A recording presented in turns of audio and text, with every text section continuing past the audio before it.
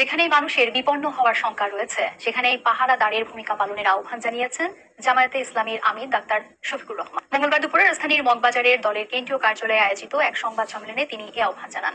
ইতিমধ্যে আমরা সারা বাংলাদেশে জনগণকে যেমন আহ্বান জানিয়েছি, আমাদের প্রিয় সংগঠনকে আমরা আহ্বান জানিয়ে দায়িত্ব দিয়েছি যে এখন থেকে তারা যেখানেই মানুষ বিপন্ন হওয়ার আশঙ্কা আছে সেখানে তারা যেন পাহারাদারের ভূমিকা পালন করে। কারণ জাতি ধর্ম নির্বিশেষে, বর্ণ নির্বিশেষে যেই বাংলাদেশে জন্মগ্রহণ করেছে সে বাংলাদেশের একজন গর্বিত নাগরিক। এখানে সকল নাগরিকের অধিকার সমান। এখানে কেউ সংখ্যালঘু নয় এবং কেউ সংখ্যাগুরুও নয়। এখানে আপন সংখ্যায় সবাই। আমরা নিষিদ্ধ হবো কেন? একটা বেআইনি সরকার যদি বেআইনি কোনো কিছু বলে, তাও নির্বাহী আদেশ বলে, তাহলে আমরা নিষিদ্ধ কেন হবো? নিষিদ্ধ হওয়ার প্রশ্নই ওঠে না। প্রত্যাশার জায়গাটা নতুন কিছু না এবং আমার আলাদা কিছু না। যে প্রত্যাশা আপনার, যে প্রত্যাশা আমার যুব সমাজের, যে প্রত্যাশা এদেশের 18 কোটি মানুষের, একই প্রত্যাশা আমার। সেই প্রত্যাশাটা হচ্ছে সোশ্যাল জাস্টিস। সামাজিক সুবিচারটা যদি কায়েম হয় তাহলে আর আমাদের পিছনের দিকে তাকাতে হবে না। আপনারা জানেন যে নিষিদ্ধ কোন প্রেক্ষাপটে করা হয়েছে, কখন করা হয়েছে। তো নিষিদ্ধ করার 4 দিনের মাথায় যারা নিষিদ্ধ করেছিলেন তাদের ব্যাপারটা কি হয়েছে আপনারা জানেন, আমি বলতে চাই না। এটা ছিল পারপাসফুল, পলিটিক্যালি মোটিভেটেড এবং ইল মোটিভেটেড। তো আল্লাহ তার বিচার করেছেন। আমরা নিষিদ্ধ হব কেন? একটা বেআইনি সরকার যদি বেআইনি কোনো কিছু বলে, তাও নির্বাহী আদেশ বলে, তাহলে আমরা নিষিদ্ধ কেন হব? নিষিদ্ধ হওয়ার প্রশ্নই ওঠে না। আসসালামু আলাইকুম রহমতুল্লাহ। হিন্দু সংখ্যালঘুদের প্রশংসায় ভাসছেন বাংলাদেশ জামাত ইসলাম। গত 8 আগস্ট ঢাকা শরীফ মন্দিরে পরিদর্শন করেন বাংলাদেশ জামাত ইসলামের আমির ডক্টর শফিকুর রহমান। সেখানে তিনি একটি অসাধারণ বক্তব্য দেয়, যে বক্তব্য হিন্দু সমাজে এবং দেশে বিদেশে মুহূর্তেই ভাইরাল হয়ে যায়। সেই ঢাকা শরীফ মন্দিরের সভাপতি সেক্রেটারি সেখানে বক্তব্য দিয়ে জামাত ডক্টর শফিকুর রহমানের প্রশংসা করে এবং জামাত ইসলামের প্রশংসা করে। সেই ভিডিও ক্লিপটি আমি আপনাদেরকে দেখাবো। তার আগে 2-1টি কথা বলে নিই। বর্তমানে যে বৈষম্যবিরোধী আন্দোলনের মাধ্যমে দেশটা আবার নতুন করে স্বাধীন হলো, সেখানে ছাত্র শিবিরের অনেক অবদান রয়েছে। সব তথ্য মতে এ পর্যন্ত ছাত্র শিবিরের 24 জন ভাই শহীদ হয়েছে এই আন্দোলনে এবং শত শত ভাই আহত হয়েছে, কেউ পঙ্গুও হয়ে গেছে। গত 8 আগস্ট রাজশাহী মহানগরীর ছাত্র শিবিরের সাংগঠনিক সম্পাদক তিনিও ইন্তেকাল করেছেন। 5 আগস্ট সন্ত্রাসী বাহিনী ছাত্রলীগের গুলিতে তিনি আহত হয়। তার মাথাতে গুলিবিদ্ধ হয়েছিল। গতকালকে তিনি ইন্তেকাল করেছেন। জামাত ইসলাম ইচ্ছা করলে একটি বড় সমাবেশ করতে পারত, কিন্তু সেই সমাবেশ না করে শহীদ পরিবারদেরকে সমবেদনা জানানোর জন্য প্রত্যেকটা শহীদের পরিবারের এমনকি আহত ভাইদেরকে দেখতে যাচ্ছে জামাত ইসলামের আন্দোলনে। তারা ইচ্ছা করলে একটি বড় সমাবেশের আয়োজন মহানগর শাখার সাংগঠনিক সম্পাদক আলী রায়হান। দর্শক, এই 16 বছরে সবচেয়ে বেশি জুলুম নির্যাতন নিপীড়িত হয়েছে বাংলাদেশ জামাত ইসলাম। অথচ তারা 16 বছরে এত নিপীড়িত হওয়ার পরও তারা সবাইকে ক্ষমা করে দিয়েছে। তাদের আদর্শ এটাই। তারা সমাজে ইনসাফ প্রতিষ্ঠিত করতে চায়, তার জন্য তাদেরকে সবাইকে ক্ষমা করে দিয়েছে। এটাই হচ্ছে আল্লাহ রাসূল সাল্লাল্লাহু আলাইহি ওয়াসাল্লামের আদর্শ। আর আল্লাহ রাসূল সাল্লাল্লাহু আলাইহি ওয়াসাল্লামের আদর্শ লালন করে ধারণ করে জামাত ইসলাম রাজনীতি করছে মাঠে ময়দানে। দর্শক, এখন আসি ঢাকা শরীফ মন্দিরে ডক্টর শফিকুর রহমান, আমির জামাত ডক্টর শফিকুর রহমান যে বক্তব্য দিয়েছে সেই বক্তব্য এবং সেই ঢাকা শরীফ মন্দিরের সভাপতি এবং সেক্রেটারির বক্তব্য এখন আসুন আমরা শুনবো। সেই শোনার শেষে ভিডিওটি আপনারা অবশ্যই শেয়ার করে অন্যকে দেখার সুযোগ করে দিবেন। বিশেষ করে এই ভিডিওটি বেশি বেশি করে শেয়ার করবেন। কারণ হচ্ছে কিছু কুচক্রী মহল এই হিন্দু মহলে হিন্দু বৌদ্ধ খ্রিস্টান এদের উপাসনায় তারা আক্রমণ করছে, ভাঙচুর করছে আর সব দোষ ফেলছে জামাত শিবিরের উপরে। এই জন্য ভিডিওটি শেয়ার করে সেসব ভাইদেরকে দেখার সুযোগ করে দিন। আসলে এখানে কারা আক্রমণ করছে? এখানে জামাত ইসলাম আক্রমণ করে না, বরং জামাত ইসলামের নেতাকর্মীরা সেসব মন্দির, সেসব উপাসনালয় তারা পাহারা দেওয়ার চেষ্টা করছে এবং সেই নির্দেশ আসছে। আমির জামাত সেই নির্দেশও দিয়েছে যে এসব বিশেষ করে সংগঠনের লোকজনকে নির্দেশ দিয়েছে তারা যেন এগুলো পাহারা দেয়। তো আসুন বিস্তারিত সেই বক্তব্যটি আমরা শুনবো। আপনারা যা আমাদের কাছে প্রত্যাশা করেন তা পাচ্ছেন? এটাকে আমাদেরকে খুশি করার জন্য বলছেন না আপনাদের বিবেক থেকে বলছেন? না, গতকালকে রাতে আমি 10টা বাজে এখানে আসছি। আমি দেখলাম স্বতঃস্ফূর্তভাবে যেভাবে পাহারা দিচ্ছে আমাদেরকে, এরকম আমরা নজির আর কখনো দেখিনি বাংলাদেশে। Thank you. তাহলে একটু প্লিজ, তাহলে মিডিয়ার ভাইদের মাধ্যমে সারা দেশবাসী এবং বিশ্ববাসী এটা সাক্ষী হয়ে গেল, ঠিক আছে? এবং আমরা আসলে কাউকে সাক্ষী করার জন্য এই কাজ করি নাই। আমরা কাউকে সাক্ষী রাখার জন্য এটা করি নাই, বাবা নেওয়ার জন্য করি নাই, রাজনৈতিক ফায়দা নেওয়ার জন্য করি নাই। আমি আবারও বলবো, মানুষ হিসাবে আমরা মানুষের কাজ করার জন্য এটা করছি। আপনারা আমাদের জন্য দোয়া রাখবেন। আপনাদের প্রয়োজনে, জাতির প্রয়োজনে যদি কখনো আমাদেরকে ফিল করেন, এই ফিল করাটাই হবে আমাদের জন্য আপনাদের একটা উপহার।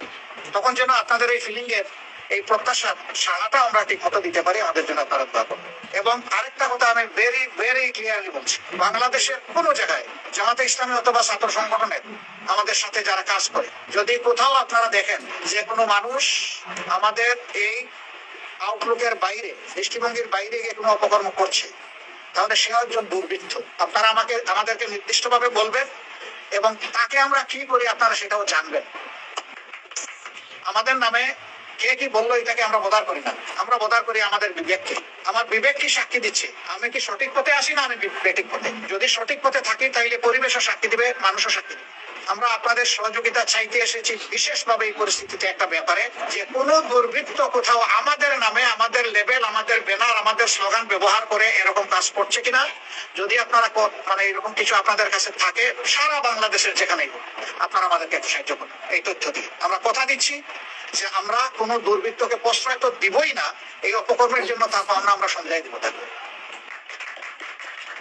আমরা আবারও কৃতজ্ঞতা জানাই আপনারা আমাদেরকে এইভাবে, আসলে আমরা মনে করি যে দিল দিয়ে বরণ করেছেন, হৃদয় দিয়ে বরণ করেছেন আপনারা দিলেন, কিন্তু আমরা আরো কিছু ফাংশন আমাদের আছে। প্রশ্ন করবেন আপনি কি সাংবাদিক? আচ্ছা, ওনাদের ফুলটা আমি নিয়ে নেই, যেহেতু ওনারা হৃদয়ের আবেগ দিয়ে দিচ্ছেন।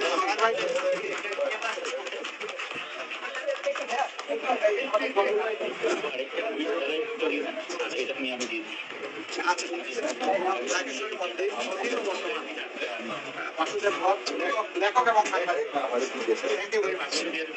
ঠিক ভাই, সাংবাদিক বাংলাদেশ জামায়াত ইসলামীর সম্মানিত আমির দিগ্গজরা ডাক্তার শফিকুর রহমান মহোদয়কে তার সুন্দর জ্ঞানগর্ভ বক্তব্য, এবং আমরা আশা করি তার এই মেসেজ সারা দেশে যখন যাবে তখন আমাদের সকলের মানুষ আরো উদ্বুদ্ধ হবে, এবং শুধু ঢাকা শহর দিয়ে বিবেচনা করলে হবে না, সারা বাংলাদেশের সংখ্যালঘুরা একটি নিরাপত্তার মধ্যে থাকবে বলে আমরা বিশ্বাস করি। আর এই সুন্দর বক্তব্যের জন্য ধন্যবাদ। এখন আজকের এই অনুষ্ঠানের সভাপতি বক্তব্য দিবেন। সবাইকে নমস্কার এবং আদাব। সবাইকে ধন্যবাদ। আজকে আমাদের মধ্যে উপস্থিত হয়েছেন আমাদের বাংলাদেশ জামাত ইসলামীর সম্মানিত আমির ডক্টর শফিকুর রহমান সাহেব, উপস্থিত হয়েছেন আমাদের জামাত ইসলামীর অন্যান্য নেতৃবর্গ, মহানগর সমিতির পূজা কমিটির নেতৃবর্গ, বাংলাদেশ পূজা অর্জন পরিষদের নেতৃবর্গ এবং শ্রী নাগেশ্বরী মন্দির পরিচালনা পরিষদের নেতৃবর্গ, সবাইকে ধন্যবাদ, শুভেচ্ছা। আসলে মনটা খুবই খারাপ। বাসার থেকে যখন বের হই তখন লন্ডন থেকে একটা টেলিফোন, আমরা বাড়িতে ছিলেন অনেক আত্মীয় স্বজন লন্ডনে, এগুলো বাবা তুমি যাচ্ছ কোথায়? আমি যাচ্ছি নাগেশ্বরী। ওরা বেরোবে না, ঠিক আছে, এখনো সরকার ঘটনা নেই, সাবধান। আমরা যা দেখছি সারা বাংলাদেশে, এটা তো আমরা বুক ফাটা আটতো না। আমি বললাম আন্টি আপনি তো বার্মিংহাম থাকেন, আমার আজকে যেইতে হবে। কেন তুমি যাবা? আমি বললাম যে আমাদের একজন অতিথি আসবে যিনি কোনোদিন নাগেশ্বরী মন্দির আসেনি, এবং আজকে আমার যেই যেহেতু আমি সভাপতি, আমার দায়িত্ব যাই কিছু মনে কিছু হবে না, এই সাহসটা কিন্তু বেরিয়েছে, বেরোবে শাহবাগ আটকে গেল। কারণটা কি? আবার কি শুরু হয়ে গেল কি ডেভেলপ গেলাম, দেখো তো কি লম্বা লাইন, কি হয়েছে? ট্রাফিক নাই, ছাত্র বাচ্চা বাচ্চা ছেলে মেয়েরা, ছাত্র ইউনিভার্সিটি, আমার মানে ইউনিভার্সিটি স্কুল কলেজের স্কুলে একটা বাচ্চা মেয়ে, আমি সব বই কিনছি না, আমরা তো পাচ্ছি না, এখানে 5 থেকে 10 মিনিট দেরি। আসলাম, আসার পরে টেলিফোন কিন্তু পাচ্ছে, কিন্তু না, এই মনের ভিতরের আতঙ্ক। আমি ধন্যবাদ জানাই আমি সবকে, উনি বলছেন যে এই দেশ সবার, আসলে সবার। নবীজি যখন স্পিচ দিয়েছিল বিদায় ভাষণ, কি বলছিল? তুমি প্রকৃত মানুষ যে তোমার পার্শ্ববর্তী মানুষকে রক্ষা করে, সেই হলো প্রকৃত মানুষ, সেই হলো ইমানদার। আমরা কি দেখতে পাই? এই ছাত্র জনতার মধ্যে কি আমাদের হিন্দু ভাই বোনেরা মরে নাই? আমরা কি কোনো অবদান নাই? তাহলে আমার বন্দি পড়ে কেন? আমার ব্যবসা লুটপাট হয় কেন? আমার মা বোনের ইচ্ছে যায় কেন? যাই কিছু আপনারা বলেন দুর্বৃত্ত, কিন্তু নামটা কিন্তু আপনাদের সবাই বলে জামাত ইসলামী, যত দোষ সন্তোষ। আমি সব বলছি, আসলে আমরাও কিন্তু খবর নেই কে নিছেন না নিছেন। আমরা কেন আসি? আমরা কেন আজকে সবাই কেন উপস্থিত? আসার কথা আমি আসার দরকার নেই, বাস্তবতা হলে সেই পর্যায়ে আমি বিশ্বাস করি। আজকে যে উনি বক্তব্যটা রাখলেন, আমি ওনার আগে, কারণ ওনার বাইরেও কিন্তু মানে সাজা বাবার দেশের মানুষ, যা বুঝে ভালো বুঝে, যা বুঝে না ভালো বুঝে। আর ডাইনি যে ভাই একজন কইছে 2 দিন আগে জেলতে পারিস, সুতরাং বলার কিছু নাই, আপনারাও বুঝেন আমরাও বুঝি। আর এখানে যে ঘটনা ঘটছে, যেহেতু মহানগর সামনে পূজা কমিটি আপনি আসছেন, আপনার মনে নিবেন না কিছু, কোনো কিছু অনেক কিছু হবে দেশে। এই যে উনি বলছেন সরকার নাই, কি কি চলছে? রাস্তাঘাট ক্যামেরা বলতে তো কিছু বলতে হবে। কোথায় আছে আমরা? কেউ নেই। আজকে দারোয়ান তালামায় রাখতে পারি মধ্যে মোহাম্মদপুরে ডাকাতি শুরু হয়েছে, ওখানে ডাকাতি শুরু হয়েছে, দেশ যাচ্ছে কিন্তু। সুতরাং আপনারা দেশের কান্ডারি, আপনারা সেইভাবে আপনি আসবেন, একটা মেসেজ যাবে সারা বাংলাদেশ, সারা বিশ্বে, যেটা আপনি বলছেন, আমরা সেই মেসেজটাই চাই। এবং আমরা মনে প্রায় বিশ্বাস করি আমরা কিন্তু রাস্তাঘাটে নামবো। কেন আমাদের একসাথে নামবো? আমরা তো কোনো অত্যাচারটা কেন? সরকার পরিবর্তন হলে আমাদের উপর অত্যাচার কেন? কি দোষ করছি আমরা? কি অন্যায়? মনের কথাটা বলতে পারি না, মনের সাহস আগাইতে পারি না। অনেক কথা আছে, আপনারা সবাই রাজনীতিবিদ, অনেক আমার ডাইনে যে মানুষ আমি চিনিও না, আর আমাদের গোবিন্দ কামানিক কথা আছে, অনেক কথা আছে। সুতরাং এই কথা শেষ কথা হলো আমরা মানুষ। এই জন্য বলছেন আমি যাচ্ছি কিছু দেওয়ার জন্য, বিবেকের টানা নাই। আপনি যদি বিবেকের টানাই গেলে আসছেন, আমি ধন্যবাদ জানাই যারা আসছেন আজকে এই আমাদের মায়ের ঢাকেশ্বরী বাড়িতে। এই ঢাকেশ্বরী বাড়ি নিয়ে খেলা নেওয়ার করে কিছু ভালো হইতে পারে না। আমি আমার বিশ্ববিদ্যালয় ইউনিভার্সিটিতে দিই, অনেক অনেক কিছু করছে, তাদের অস্তিত্ব নাই। মক্কা মদিনা গয়া কাশি, আমি বিশ্বাস করি এক জায়গা মন্দির মসজিদ এক। আমার বাড়ি হবিগঞ্জের আজমিরগঞ্জ। কালকে আমার হিন্দু বাড়িতে একজন গিয়ে গেছে, তোর কাছে 1.5 লাখ টাকা পাই, খুব মারিয়ে দিছে না। আমি বললাম, আমি হবিগঞ্জের সবাইকে জানাইলাম, ভাই কি ঘটনা, তোমার লোকটা থামাও, এটা তো পারে বাংলাদেশ। এবং সে আজকে আজকে বাজারে হিন্দু দোকান লুটপাট হয়ে গেল, কি অপরাধ ছিল? সুতরাং আপনি আসলেন, আপনি শীর্ষ পর্যায়ে বাংলাদেশের রাজনীতির প্রেক্ষাপট। আমরা সেদিন শুনছি সামরিক বাহিনীর প্রধান এখানে কি এক উপস্থিত প্রথমে বলছে জামাতের আমি, এটা নিয়ে অনেক কিছু আছে। সুতরাং বলার কিছু নাই, সাংবাদিক বাইরে আছেন, এই মেসেজ পৌঁছে দিবেন। এই দেশ আমার, আপনার সবার, আমরা এই দেশের নাগরিক। আমরা যে কেউ ভাবেন যে আমরা চলে যাও, নদী চলে যাও না, আমরা কিন্তু এদেশে রাখবো না, যাওয়া কিছু করেন। কথা স্পষ্ট, সরকার আসলে আমাদের করতেছে কেন? কেন আমার মন্দির ভাঙায়? কই এত কিছু হয় না? কই মানুষ তো নামে না রাস্তাঘাটে? সুতরাং কথাগুলো কষ্ট দিকে বললাম। আপনারা বিবেকবান মানুষ, সবাই আজকে উপস্থিত আছেন, আপনি সব অনুরোধ জানাই, আপদে দুর্গতে সুখে দুঃখে থাকবেন সবাই, আমরা সবাই পাশাপাশি থাকবো। এই প্রত্যাশা দিনে সবাইকে ধন্যবাদ জানিয়ে আমি সব আসছেন তাকে আমাদের পক্ষ থেকে সাধুবাদ জানাই, শুভেচ্ছা জানাই। এবং যারা আসছেন সবাই থাকবেন এবং আপনার কৃতজ্ঞ, আপনারা ছিলেন, আমরা জানি গেটের বাইরে, আমরা সবাই বলছি গেটের ভিতরে, গেটের বাইরে থাকবো। কারণ মন্দির একটা পবিত্রতা জায়গা আছে, আমরা কি আড্ডার পরিত্য থাকতে পারে না, বিশেষ 10টা বা 11টা কোনো অনুষ্ঠান যদি না হয়।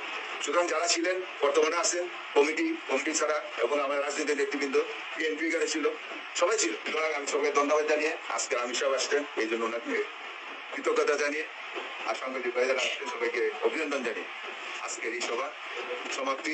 যদি সাংবাদিকদের কোনো প্রশ্ন থাকে আমাদের আমি সব আছেন, কথা বলতে হবে। সবাই একটা মিনিট, প্রশ্নের আগে একটা মিনিট।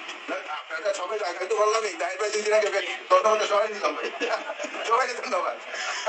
আর বাইরে আমি আগে ডাকছি কিন্তু মিস্ত্রি